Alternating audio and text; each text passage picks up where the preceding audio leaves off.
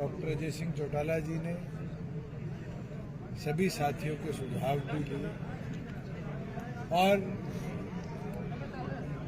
पिछले चुनावों पर विस्तार पूर्वक चर्चा भी। अच्छे सुझाव आए, जो कमियां रही उनको कैसे आगे सुधारा जाए, जो छल हरियाणा की जनता के साथ हुआ उसको कैसे जनता के बीच में ले जाया जाए, इसके ऊपर भी साथियों के विचार आए हैं। और इसी दौरान पार्टी का संगठन आज पूरी तौर पर भंग करने का फैसला राष्ट्रीय अध्यक्ष ने लिया है।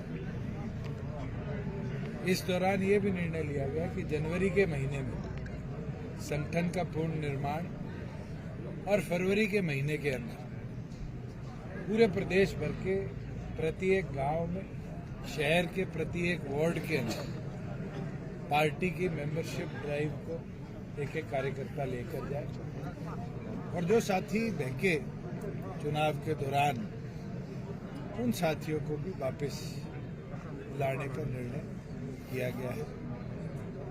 मेरा ये मानना है कि 7 साल पहले जिस जोश के साथ साथियों ने संगठन की शुरुआत करी, आगामी महीनों के अंदर मेहनत करके उससे ज्यादा जोश पूरे प्रदेश में कार्यकर्ताओं का मिलकर लाने का काम करेंगे और एनर्जी के साथ मैदान में उतरकर पार्टी संगठन को आगे बढ़ाने का काम करेंगे। के बाद 2020 के अंदर भी डिजिटल तौर पर पार्टी का स्थापना दिवस मनाया गया था और अब भी चुनाव खत्म हुए और उसी चीज को देखते हुए कार्यकारिणी की बैठक आज रखी गई। आने वाले वर्षों के अंदर जरूर उस जोश और उत्साह को दोबारा चुनावी रैली के तौर पर प्रदेश के अलग अलग कोनों में किसान आंदोलन लगातार चला, आप की मिसालें देखिए, किसान आंदोलन सरकार ने खुद कहा था कि पैदल जत्था आएगा, उसके जाने में कोई रोक नहीं। अब अपनी कही बात से पीछे हटना ये साफ दिखाता है कि जो वादा इनने किया है कहीं ना कहीं उससे पीछे हटने का काम ये लोग कर रहे हैं। और जो मांगों के लिए कमेटियां बनाई थी, आज उन मांगों के ऊपर जिन पर सहमति बनी थी उसके ऊपर भी कदम ना उठाना कहीं ना कहीं अपनी बात से पीछे। कोई और ऐसा विषय है जो उससे अलग हो तो जरूर उसके ऊपर भी पार्टी विचार करके उसका समीक्षा करे। भूषण जी, आपने फीडबैक भी लिया होगा, जो इसका कारण ये रहा कि एक और पर केंद्र चुनाव के बाद भारतीय जनता पार्टी की सरकार केंद्र में आई और दूसरी ओर पर एंटी इनकम्बेंसी पोलराइजेशन की ओर गई और उस पोलराइजेशन का लाभ गुलाबी गैंग ने उठाया। और आज हरियाणा के आम जनमानस से आप पूछोगे तो कहीं ना कहीं पुत्र मोह और गुलाबी गैंग की महत्वाकांक्षा ने प्रदेश की जनता को बहुत बड़ा धोखा दिया है और उसके ऊपर बहुत से लोग भ्रमित भी हुए। इसलिए मैंने कहा जो भ्रमित लोग हैं उनको वापस लाने का काम सभी कार्यकर्ता साथ करें। आपने भाजपा के साथ 4.5 साल सरकार से उनकी सीटें कैसे बढ़ गई और आपकी कैसे बढ़ गई? तो उनसे पूछो।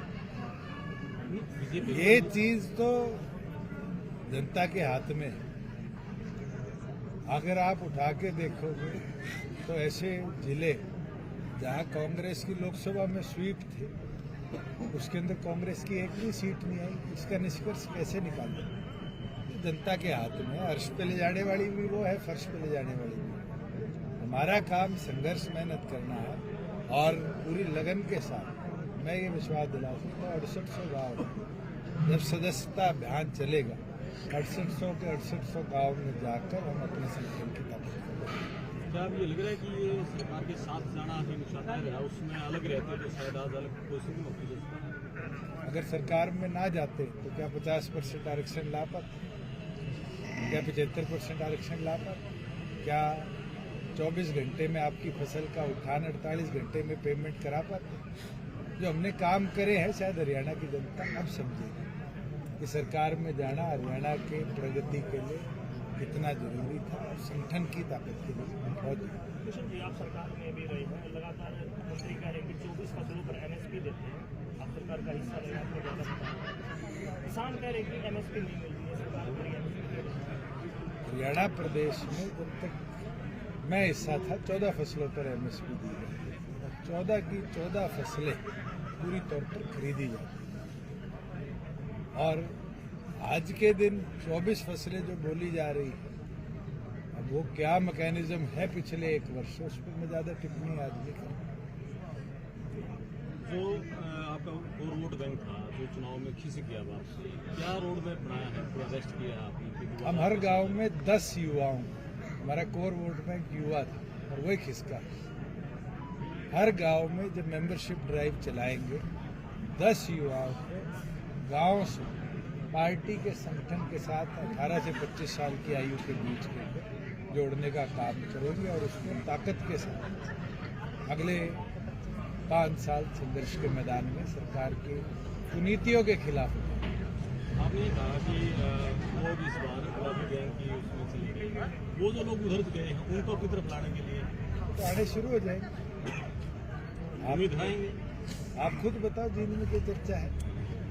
अगर जींद के अंदर कांग्रेस एक सीट जीतती तो कहीं ना कहीं जनता ने उसी गुलाबी गैंग को झटका दिया है जिसको नरवाना भी जिताई थी लोकसभा में और अब हराई। आप आंकड़े उठाकर देखो, आंकड़े बहुत कुछ बोले। रिजल्ट के बाद लगातार विपक्ष ईवीएम पर सवाल उठाने की ईवीएम में गड़बड़ी होती है। पहली चीज तो ये बताओ, रिजल्ट के बाद विपक्ष का नेता